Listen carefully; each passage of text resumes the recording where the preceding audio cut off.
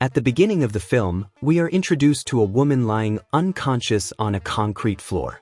She has blood on her hands and her red shoes are stained with dried blood, but she appears reasonably well, considering the circumstances. At the same time, we see images of huge waves crashing onto the beach, producing a frightening noise that echoes around her.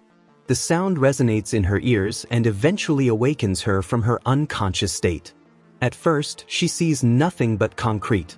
Confused, the woman moves for the first time and realizes she is in the worst possible position, on the edge of a curved structure, at an immense height. Below her is a dark void, an abyss of nothingness. Death is certain if she makes a single mistake and falls. To make matters worse, her left leg is tucked under her, and there is no way to get her out. When the woman realizes the danger, she panics and tries to retreat.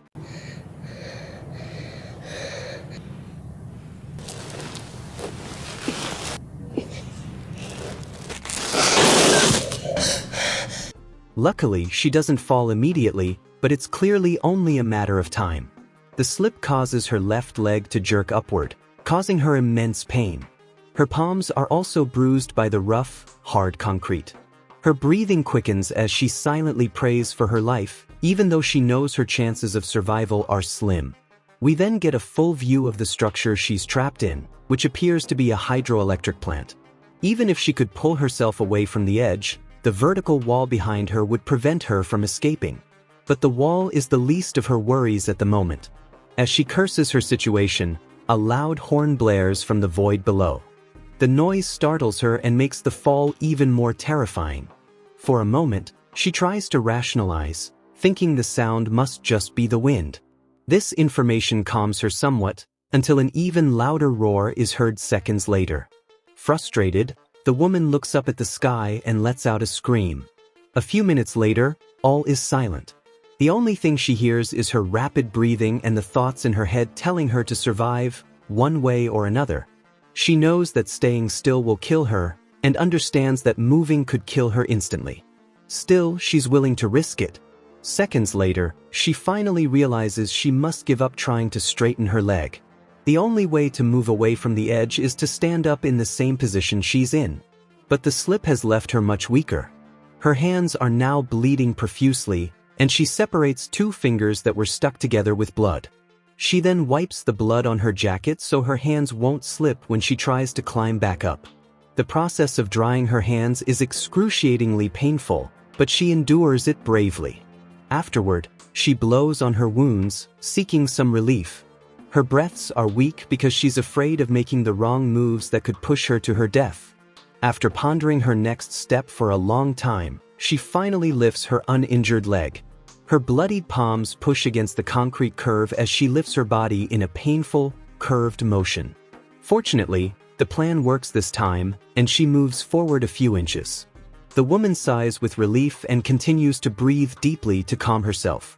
Her palms are almost numb from the pain. Still, she lifts them one at a time and blows on them. She doesn't think long before making a similar movement again and rising a little higher. Over time, the woman begins to hallucinate.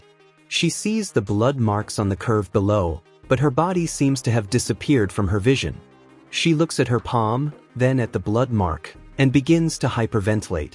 She is now as far away from the edge as possible, with a vertical wall behind her. It's clear she can't climb, but in her moment of panic, she doesn't rationalize her next move and tries to climb again.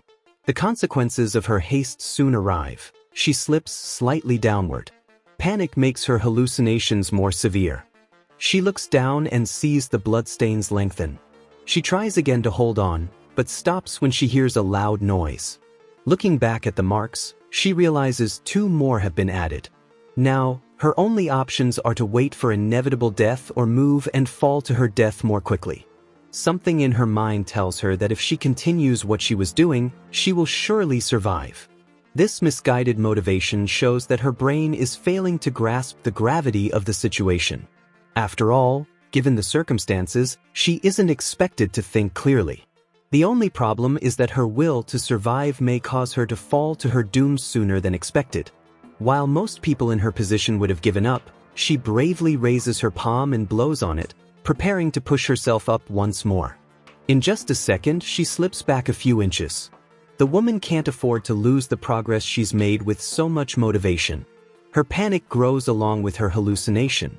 She looks at the bloodstains for the third time, only to notice they've grown considerably. Suddenly, a screech echoes in the background. The woman compares the sound to her own death, calling to her from the darkness beneath the ledge. By now, her palms are destroyed, and she has almost no skin left to scrape. A loud thunderclap echoes in the sky, and a drop falls on her hand, but the woman seems unconcerned. Soon, it begins to rain heavily, compounding her troubles.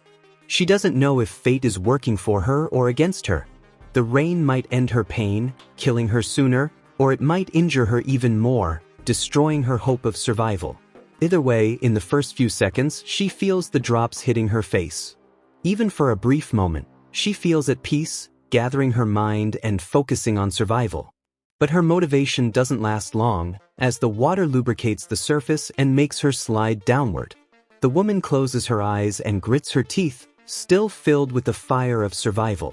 She lets out a loud scream, but it doesn't compare to the thunder's rumble. Then she remembers she's wearing a chain necklace that might help her hold on to the curve longer. She grips it tightly around her wrist and rips it from her neck. We see her hand slowly slipping away, even with the chain.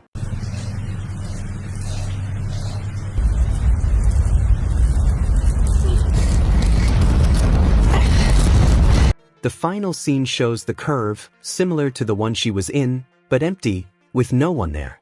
It's unclear whether she survived or not, but given her condition, it seems she couldn't hold on and fell. If you enjoyed the story, please like it and leave a comment about your thoughts on the short film and how you would react or act if you were in that situation. Subscribe to the channel so you don't miss the next videos. See you next time.